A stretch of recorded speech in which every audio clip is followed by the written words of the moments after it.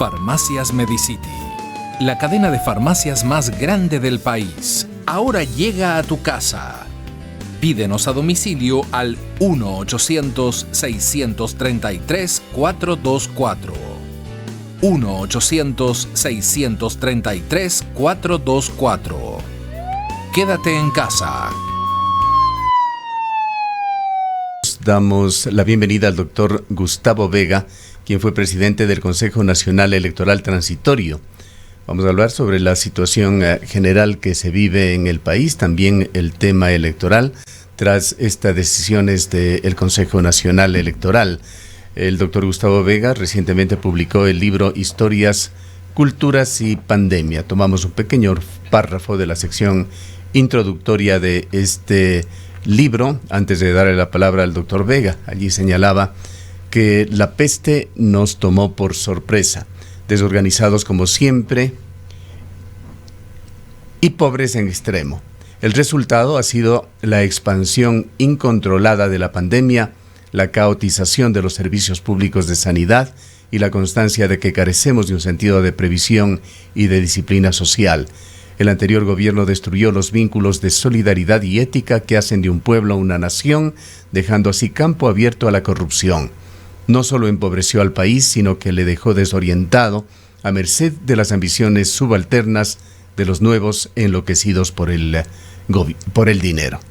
Bienvenido, doctor Vega. Esta situación del país que cada día nos trae novedades y siempre temas para meditar, por lo general para recriminarnos sobre lo que estamos haciendo como país. Tenemos que tratarlo nuevamente en esta entrevista cuando hay decisiones confusas, polémicas de organismos como el Consejo Nacional Electoral, por el cual usted pasó, realizó intentos para cambiarlo, pero que ahora ha dejado de lado artículos importantes de la Constitución que hablan de la participación ciudadana y el artículo 94 del Código de la Democracia que habla de la selección de candidatos mediante elecciones primarias. Temas de debate en el país. Le damos la bienvenida. Muchas gracias, Gustavo. Saludos cordiales a Rosana y, por cierto, a todos los radioescuchas, los videntes también de Antena 1. Encantado y honrado de estar con ustedes. ¿Cómo mira la situación actual del país con declaraciones que realmente no sorprenden porque no son nuevas, pero sí confirman los hechos de corrupción, los ententes, los grandes negociados y las negociaciones que se hacen entre las altas cúpulas de poder en las diferentes funciones del Estado? En efecto, el tema eleccionario es un tema crucial para la democracia. No es un equivalente la elección y el proceso eleccionario con la democracia. Es una parte, sin embargo, sustancial.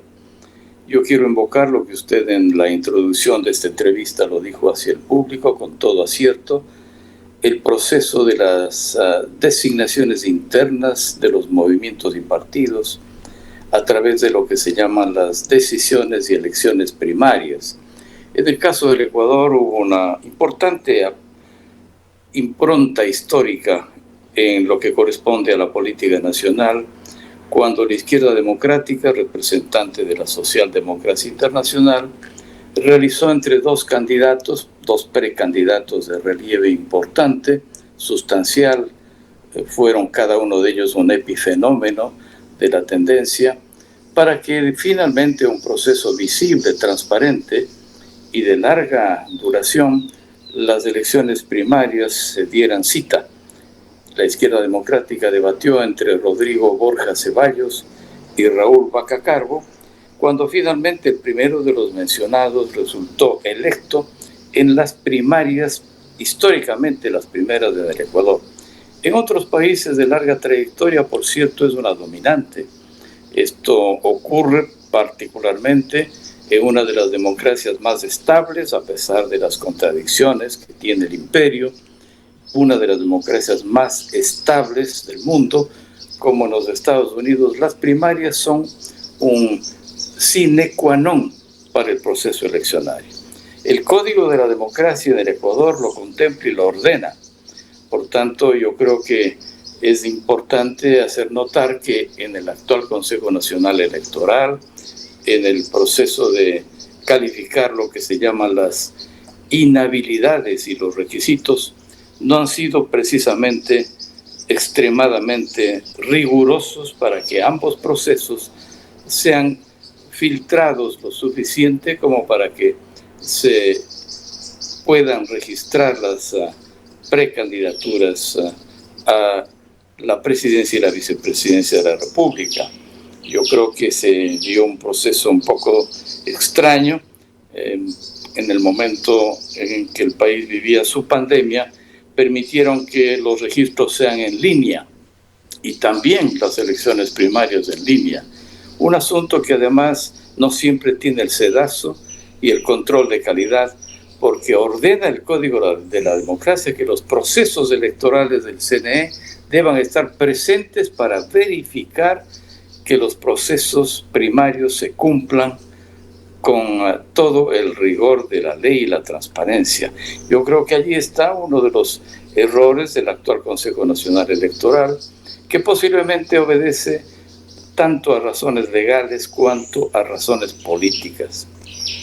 Doctor Vega, muy buenos días. Uno de los temas que se ha convertido en un elemento de debate y de discusión recientemente es este paso que deben cumplir los candidatos luego de las elecciones primarias, que es el de la aceptación de la candidatura de una forma personalísima.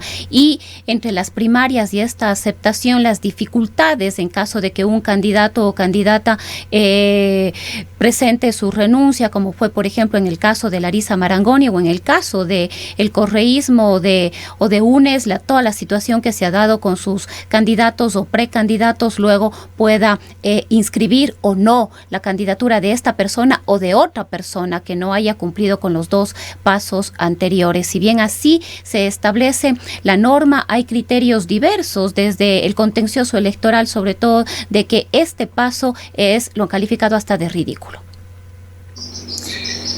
En efecto, Rosana, puede caber la inestabilidad de la realidad no solamente política, sino vital, hace que entre una treintena de candidatos, por citar un número, algunos de ellos, no solamente uno, podrían sufrir un colapso en su salud física o mental, o inclusive desistir de una candidatura en libre albedrío. Y por tanto es importante saber cómo reemplazarle a esa persona que ha estado en un proceso de inhabilitación entre el momento del registro y el resto del proceso electoral. Sí tiene que haber una línea de seguimiento a lo que dice el Código de la Democracia, por supuesto, y tiene que ser reemplazado, pero no puede ser reemplazado a dedo por parte del Consejo Nacional Electoral. Tiene que haber un proceso de democracia interna de cada uno de los movimientos para dicho reemplazo. Yo creo que en el caso particular de la mayoría del Consejo Nacional Electoral, que penosamente ha colapsado en su respaldo comunitario, social, en forma abrumadora, no tenemos los ecuatorianos confianza en el Consejo Nacional Electoral en un porcentaje variable entre el 8 y el 4%. Con esa pérdida sustancial de respaldo ciudadano, las cosas que siguen operando casa adentro, por cierto que son muy, muy cuestionables. Yo creo que hay un móvil, Rosana, en el contexto de estas decisiones. Ya el contencioso electoral sancionó a 3 de los consejeros de mayoría por haber incumplido un proceso que ordenaba en forma directa la Contraloría respecto de algunos movimientos y partidos. Inclusive haber decretado el Tribunal Contencioso Electoral una multa significativa para cada uno de ellos, les deja ya en debilidad frente a los siguientes pasos. Por cierto, yo creo que está presente el riesgo de que el contencioso electoral vuelva a ejercer la ley sancionando nuevamente a los consejeros, y eso va a hacer que ellos se cuiden mucho. Por otro lado, hay un móvil político visible. No llama para nada la atención de que una nueva candidatura aceptada en el Consejo Nacional Electoral patea el tablero de la distribución potencial de la ciudadanía frente a los candidatos. Por ejemplo, el hecho de aceptar la candidatura de 2 delegados a dedo, no por elecciones internas, del expresidente Correa. Él mismo fue candidato y se desbancó, se deshizo su candidatura por estar inhabilitado por razones judiciales. Pues evidentemente el ingreso de un partido puede ayudar visiblemente a que otro partido en forma correlativa en el péndulo de la política reciba un respaldo.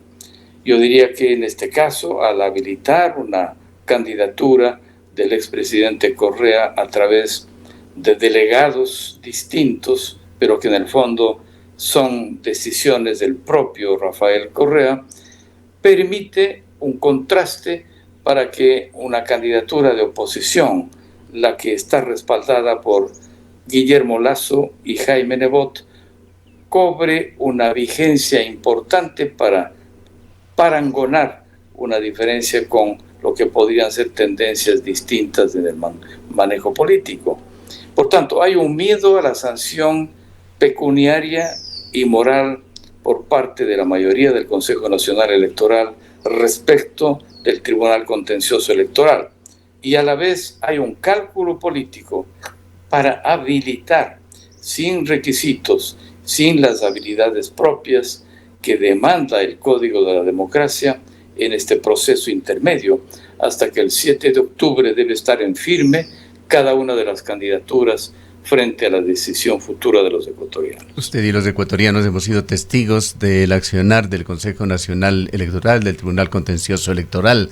La serie de modificaciones a reglamentos o la emisión de nuevos reglamentos que se han ido haciendo en el camino, muchos de ellos contradecidos poco después o inaplicables.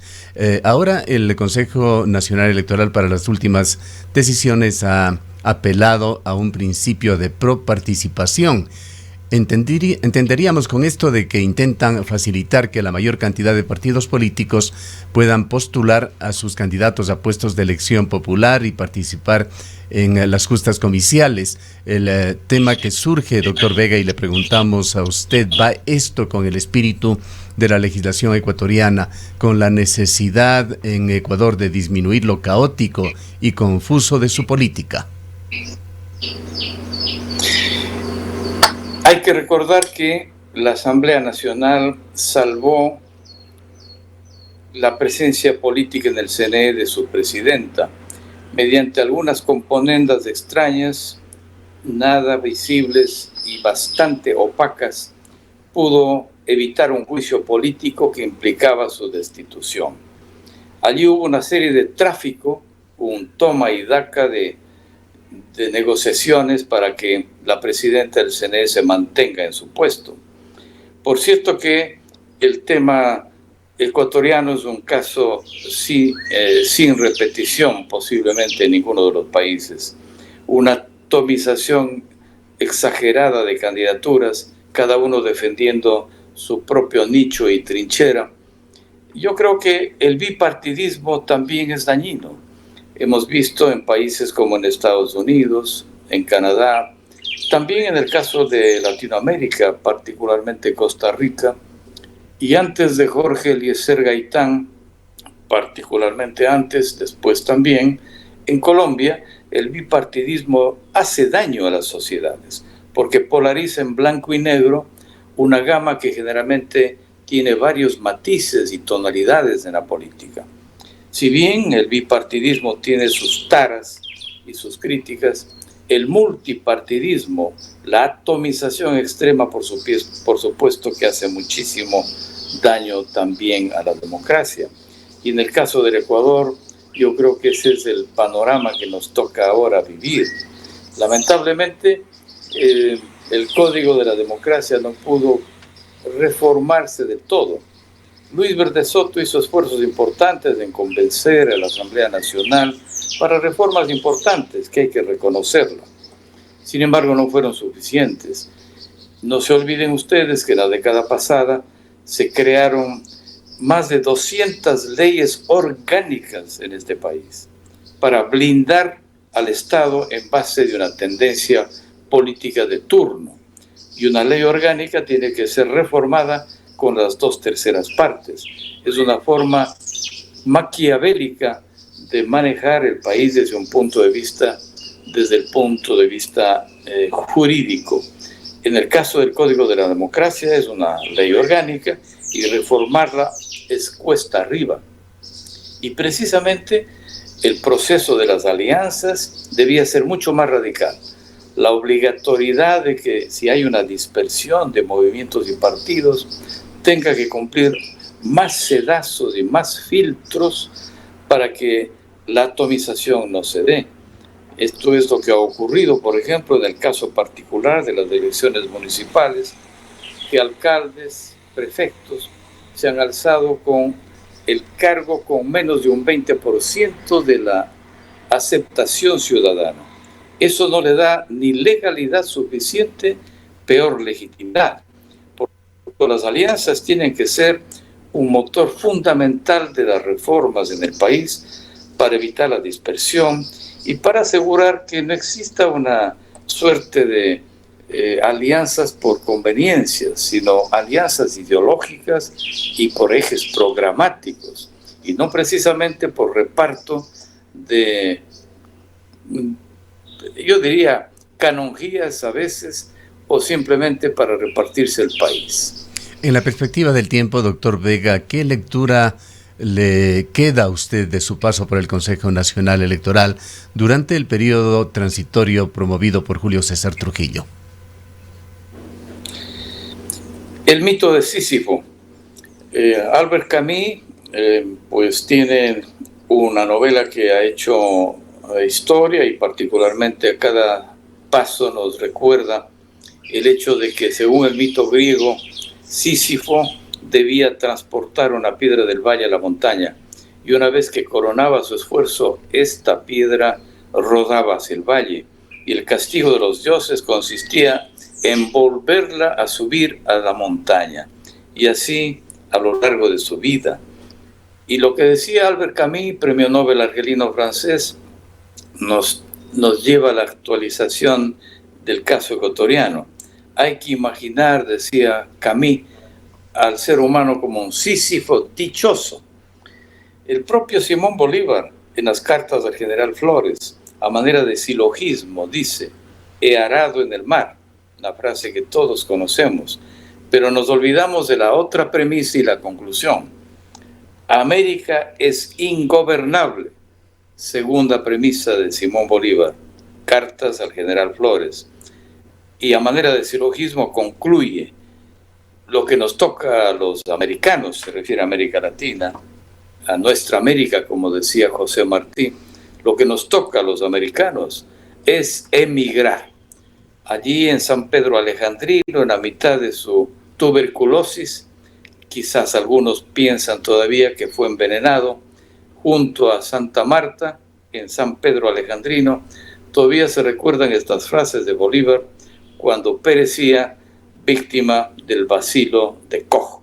Quizás algunos piensan que fue envenenado, pero tanto Albert Camus en el mito de Sísifo, cuanto las cartas de Simón Bolívar a Flores nos dan una sensación de desaliento y sin embargo de ello creemos que tenemos que ser sísifos dichosos.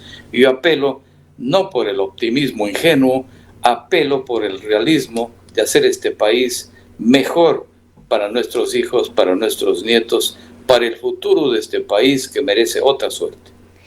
Doctor Vega, si bien usted ya se refirió a la falta de confianza y credibilidad o a la muy poca confianza y credibilidad que tienen los ecuatorianos, las ecuatorianas en el Consejo Nacional Electoral, ¿cuál considera usted que van a ser los efectos más inmediatos de esta situación, de esta además diversidad de criterios dentro de los miembros del Consejo Nacional Electoral con un grupo de mayoría, consejeros de mayoría y los otros 3-2 los consejeros de minoría, a lo que además se suma el tema presupuestario, el tema económico. Le hemos escuchado a la presidenta Diana Tamaín afirmando que si no hay recursos, una serie de procesos podrían verse perjudicados, entre ellos, por ejemplo, el tema de los cambios en el sistema informático, que ha sido seriamente cuestionado desde procesos electorales anteriores. Es decir, hay una serie de conflictos internos que podrían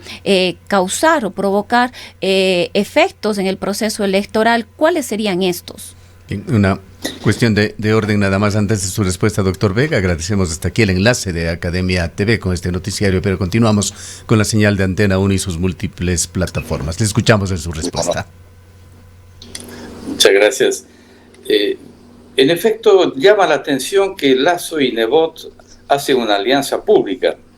Sin embargo, los consejeros Enrique Pita, que representa, por supuesto, a Creo, y el consejero José Cabrera, que representa al Partido Social Cristiano, no entran en amistad, no levantan el pañuelo blanco de la paz.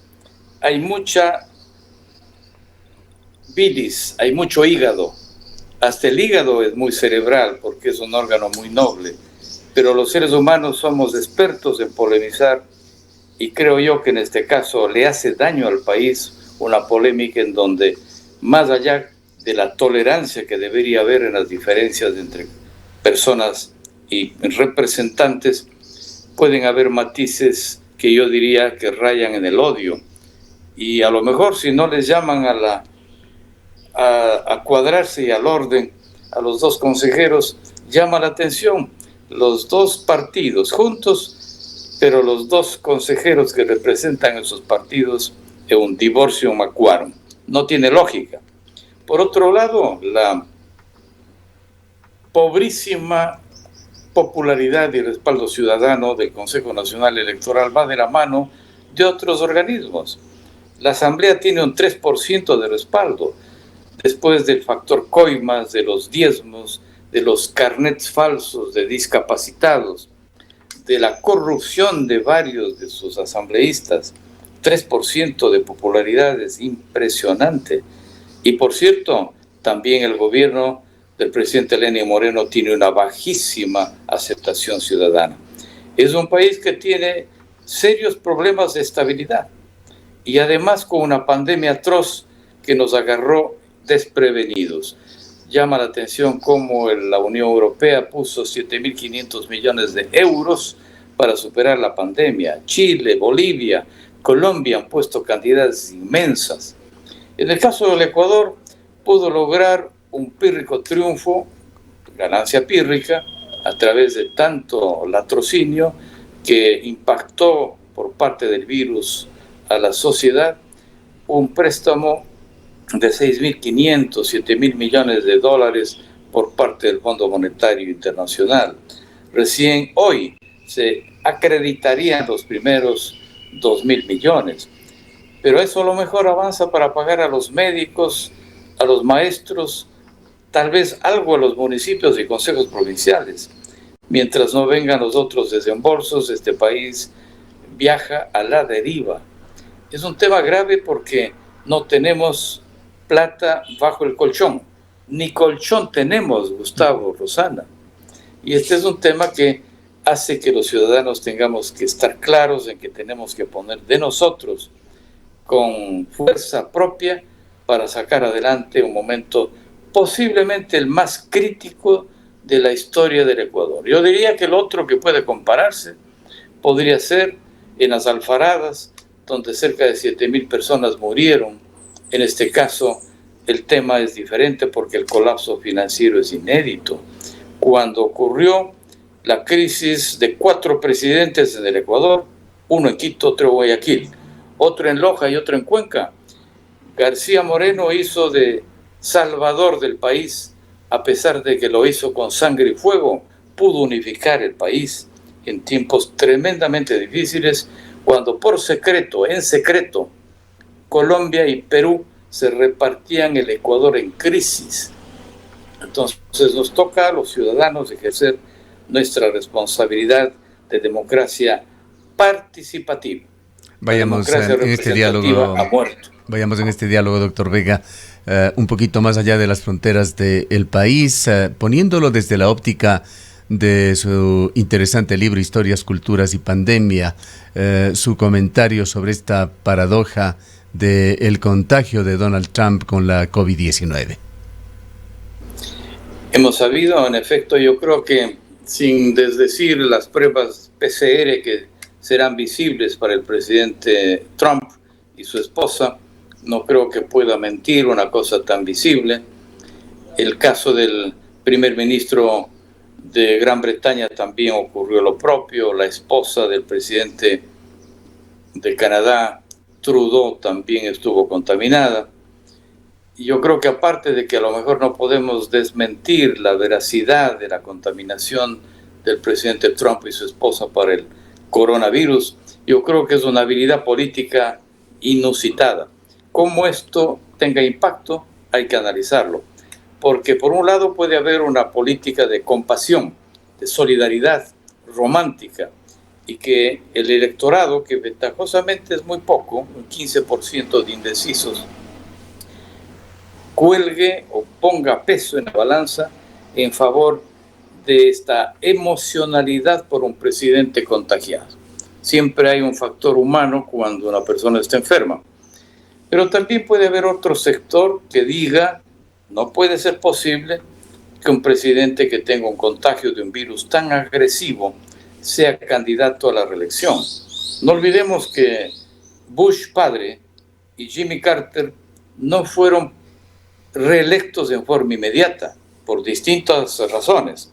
El tercer caso posible de no reelección, habrá que verlo, es el de Trump, porque según los indicadores, la popularidad del presidente Trump es menor que la que tenían en su momento el presidente Bush y el presidente Carter, y que no fueron reelegidos, de tal suerte que es posible que la contaminación del virus que tenga el presidente Carter juegue un papel muy poco sensible en las elecciones, porque las disposiciones del voto ya están selladas. Inclusive el debate, aunque Biden ganó, parece no afectar al proceso electoral, porque los votos duros son enormes en favor de uno y otro candidato.